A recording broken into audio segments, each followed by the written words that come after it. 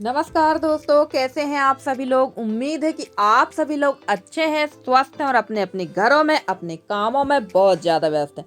तो दोस्तों, सुबह की शुरुआत देखिए कुछ इस तरह से हो रही है। ठंड के दिनों में इस तरह का मौसम है, एकदम ऐसा लग रहा है जैसे सावन का महीना चल रहा हो।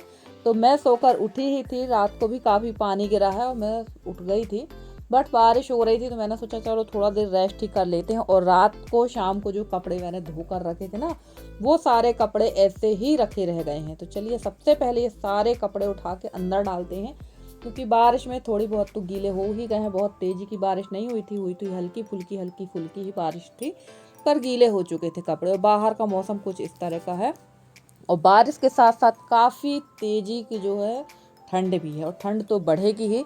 वैसे अभी मैं फ़िलहाल जब वॉइस ओवर कर रही हूँ तो अभी तो हल्की धूप निकली हुई है, हल्की नहीं काफ़ी धूप निकली है, पर थोड़ी देर में धूप निकल रही है, थोड़ी देर में बादल हो रहे हैं। तो ये मौसम शायद 10 तारीख 12 तारीख तक का भी ऐसा ही मौसम रहेगा। तो चलिए भैया, मौसम कैसा भी हो, काम हमारे रुकना नहीं है। घर के काम तो हो रहे हैं, बट जो धूप वाले काम है वो बिल्कुल नहीं हो पा रहे हैं। जबकि ये जो सीज़न है, इस सीज़न में सभी के बड़ी बिजौड़ी पापड़ वगैरह का काम शुरू हो जाता है। बट ये 15 दिन हो गया लगभग मौसम ख़राब हुए, तो अभी तो फ़िलहाल किसी का कुछ नहीं हो पा रहा। आप देखेंगे जब सूर्यदेव और जब इंद्रदेव प्रसन्न होंगे तभी सारे काम हो पाएंगे। हमारे और आपके करने से कुछ नहीं होने वाला। और फ्रेंड्स, बहुत सारी सिस्टर लोग पूछेंगे कि आपका ब्लॉग कल क्यों नहीं आया। तो क्या बताएं फ्रेंड्स, छोटे छोटे दिन इतने हो रहे हैं ना कि प्रॉपर वीडियो ना तो एडिट हो पा रहा है और ना ही कुछ हो पा रहा है। वैसे ये ब्लॉग है तो गुरुवार के दिन का, और मैं इसको अपलोड कर रही हूँ शनिवार के दिन, जिसके लिए मैं माफ़ी चाहती हूँ। मैंने सोचा था कि शुक्रवार को एडिट आप लोग के साथ शेयर कर देंगे, पर कर नहीं पाए। और देखिए यहाँ पर जो है ठंड इतनी ज़्यादा थी कि हस्बैंड ने बिना लिपे पुते चूल्हा में ही आग जलाकर हाथ पैर सेकने को बैठ गए थे। और जबकि मैंने कहा था कि गुरसी में आग जला लीजिए, पर मानने वाले कहाँ थे। और रसोई का हाल तो आप देख ही चुके हैं कि कितना बेहाल है। बहुत सारी सिस्टर लोग सोचती होंगी निधि रात को रसोई का काम क्यों नहीं करती। तो हमारे यहाँ रात को ना बहुत लेट खाना पीना होता है, और जिसकी वजह से अगर मैं इसकी साफ़ सफाई कर भी लूँ तो ये फिर से ख़राब हो जाती है। तो मैं साफ़ सफाई नहीं करती हूँ, बाद में ही मैं इसकी साफ़ सफाई करती हूँ। तो चलिए, यहाँ सुबह ही साफ़ सफाई करती हूँ और मैं आ गई थी यहाँ साफ़ सफाई करने के लिए। तो चलिए, सबसे पहले तो जो आग थी वो मैंने बरोसी यानी गुरसी में रख दी है, और इसके बाद ये राख को अलग कर देंगे यानी बाहर रख देंगे, और उसके बाद लग जाएंगे सफाई में। तो देखिए ये हाल हो गया है रसोई का, और इसकी लिपाई पुताई करना बहुत ज़रूरी है। तो देखूंगी शाम को ही इसकी लिपाई पुताई कर दूंगी, ताकि सुबह ठंड से भी बचाव होगा, और रात को अगर लिपाई पुताई की कर देंगे ना तो एकदम सूखी मिलेगी। तो चलिए कोई बात नहीं है, अब करते हैं, कुछ ना कुछ काम तो करना ही पड़ेगा। और सबसे ज़्यादा मुझे घबराहट हो रही है कि मेरा बाहर का काम बहुत ज़्यादा पेंडिंग है। मेरा भर नहीं है, काम तो सभी के बहुत सारे पेंडिंग है। खलिहानों में रखी हुई है धान, जिसकी अभी तक गाहनी नहीं हुई है, पता नहीं क्या होगा। तो चलिए सारे काम हमारे होंगे। और रसोई में ना अंदर खाना बनाने में मैंने बताया था ना कि बहुत ज़्यादा कचड़ा होता है, जाला होता है, तो वही हाल हो रहा था। तो चलिए यहाँ का सारा जाला वगैरह निकाल देते हैं और कचड़ा निकाल देते हैं जो भी है, और इसके बाद यहाँ की करेंगे लिपाई पुताई। तो फिलहाल जैसे मैंने बताया, अभी सुबह सुबह तो यहाँ की लिपाई पुताई नहीं हो पाएगी तुरंत में, ऊपर से शाम को ही करेंगे हम यहाँ की पुताई और लिपाई। तो चलिए अभी फ़िलहाल तो सुबह की व्यवस्था करेंगे, क्योंकि हस्बैंड को बहुत जल्दी जाना हो रहा है इस समय, और इतनी जल्दी सुबह जो है खाना बनाना जो एकदम पॉसिबल नहीं हो पा रहा है मेरे से, क्योंकि 12 बजे तक खाना होता था और अभी फ़िलहाल 10 बजे ही खाना चाहिए। क्योंकि मेरे पास ना बाहरी काम भी बहुत हो जाते हैं। जो घर पे अकेली हैं ना, उनके साथ यही स्थिति है। और जिनके घर में 1 से 2-3 लोग हैं काम करने वाले, तो कोई बाहर का कर लेता है, कोई अंदर का, और मुझे तो बाहर के भी निपटाना है, अंदर के भी निपटाना है। तो सारे काम मुझे ही देखना पड़ जाते हैं, इसलिए मुझे थोड़ा सा टाइम हो जाता है। पहले बात अलग थी और अब की बात काफ़ी अलग है। तो चलिए यहाँ चूल्हे की पुताई कर देते हैं चूने से, क्योंकि हमारी किरण दीदी कह रही थी कि चूल्हे की पुताई जो है चूने से ही कर दो। तो मैंने उसी से पुताई की, बट ये एक बार में ये भी पुताई सही नहीं आने वाली है, क्योंकि इसके ऊपर था गोबर। तो ये जब 2-3 बार इसकी पुताई होगी तभी होगा। इसलिए मैंने ना थोड़े से चूने में अभी पुताई की है, ताकि ये जो चूना है ये कोई काम का होने वाला नहीं है, ये गंदा हो जाएगा। और अभी फ़िलहाल चूल्हे भर की पुताई की है। रात को मैंने बताया है कि मुझे लिपाई पुताई करना है, तो मैं जब रात को खाना के बाद यहाँ पर पुताई करूँगी ना, तो बढ़िया इसको अच्छे से कर देंगे, तो ये दोबारा तिबारा में बहुत अच्छी तरह से इसकी पुताई हो जाएगी। और हमारी एक प्यारी प्यारी सी बड़ी दीदी हैं, उनका नाम है प्रतिभा दीदी।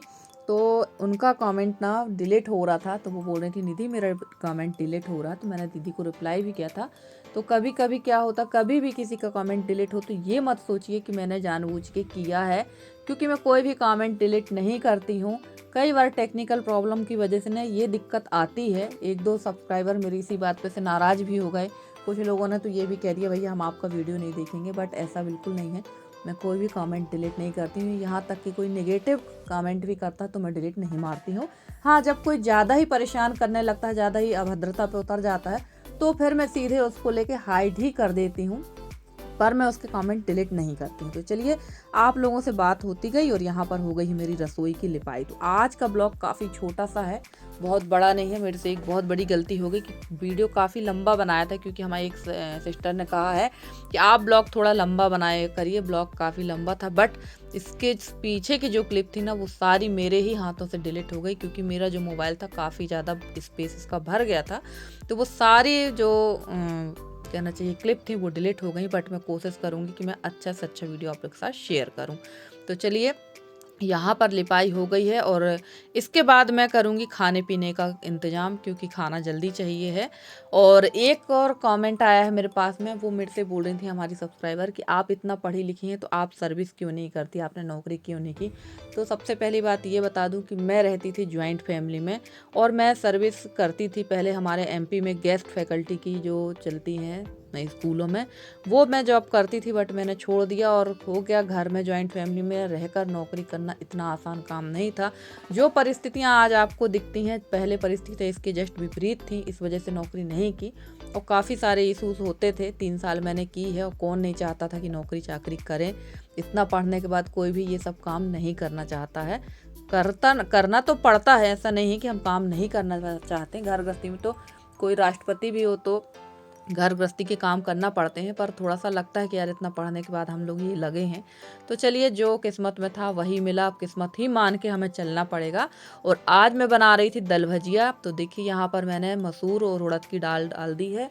इसमें डाल दी है बड़ी वाली बरी, कढ़ोरी बरी जिसको आप लोग कहते हैं, और मेथी की भाजी और हल्दी नमक सब डाल देंगे और इसको पकने देंगे। और यहाँ बना लेंगे सब्जी, क्योंकि अभी मैं नहाऊंगी नहीं। मुझे अभी पीछे तरफ से ना मतलब पीछे जो स्टोर रूम है वहाँ से मुझे गेहूँ वगैरह भी निकालना है, क्योंकि हमारे एक खेत में बोनी नहीं हुई है और वो खेत काफ़ी कड़ा हो गया था, बट बारिश होने की वजह से ना उस खेत में अब बोनी हो जाएगी।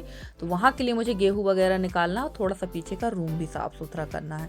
तो चलिए, यहाँ पर बन गई है आलू गोभी की सब्जी और दल भजिया। और दल भजिया जो है बड़ी अच्छी लगती है खाने में।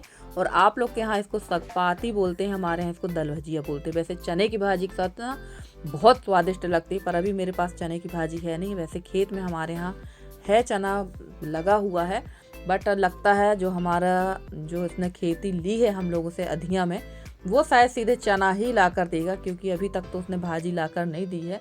और चने की जो बोनी थी हमारे यहाँ हो गई थी अक्टूबर के महीने में। और मौसम भी 15 दिन से काफ़ी ख़राब है, तो मैं भी खेत वगैरह नहीं जा पा रही हूँ। तो चलिए, यहाँ पर अब पूरा रसोई का काम करके ही मैं बाहर निकलूंगी, क्योंकि आधा अधूरा छोड़ दो ना तो अंदर का काम हो पाता है कुछ, और ना ही बाहर का काम हो पाता है। तो चलिए, फटाफट से बर्तन वगैरह सेट कर देते हैं। और फ्रेंड्स, आप लोगों को मेरा वीडियो कैसा लगा? अगर आप लोग को मेरा वीडियो पसंद आता तो प्लीज़ वीडियो को लाइक कर दीजिए। चैनल में नए हैं तो चैनल को सब्सक्राइब कर लीजिए। और आप लोग लाइक बिल्कुल नहीं करते हैं फ्रेंड्स, लाइक करने में बहुत ज़्यादा कंजूसी कर देते हैं। तो प्लीज़ कम से कम, जब 2500 व्यूज़ आते हैं तो कम से कम 200-300 लाइक्स तो होना चाहिए। पर चलिए, कोई बात नहीं, आप लोग की मर्जी, कोई ज़ोर ज़बरदस्ती तो है नहीं है। तो यहाँ मैंने अपने लिए चाय बनाई थी और ये मैं कंडा देख रही थी। इतना बड़ा कंडा है जैसे कि इसको पूरे गांव में ढकना हो। 1 किलोमीटर लंबा कंडा बना हुआ था ये। भगवान जाने किसने बनाया इतना बड़ा कंडा। हो सकता मैंने ही बनाया, और कोई क्यों नहीं बना सकता। तो चलिए, और यहाँ कैमरे पे बैठ गई थी आकर मक्खी। तो अब मैंने देखा था इसको, जब मैं वीडियो एडिट कर रही थी तब देखा था, पर क्लिप काट नहीं सकते थे क्योंकि ऑलरेडी वीडियो छोटा हो चुका है और इसके बाद की जो क्लिप है वो सारी डिलीट हो गई हैं। तो चलिए फ्रेंड्स, यहाँ सारी रसोई की सफाई कर दी थी मैंने। उसके बाद पहुँच गई थी पीछे वाले रूम में।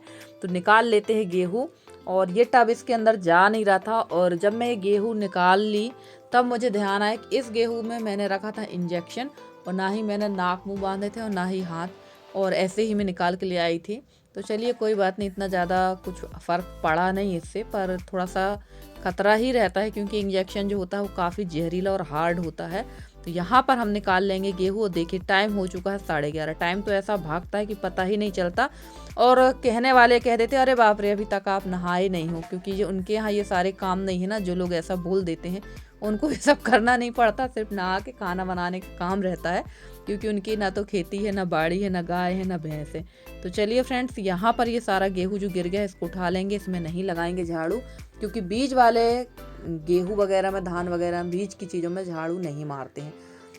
और ऋषभ भैया हमारे बीच बीच में आ आके अपनी हाजिरी देते रहते हैं, क्योंकि इनके शायद पेपर चल रहे हैं तो ये स्कूल नहीं गए हैं। तो चलिए फ्रेंड्स, आज का वीडियो कैसा लगा ज़रूर बताइएगा कमेंट करके। मिलते हैं अगले वीडियो में, तब तक के लिए bye bye and take care.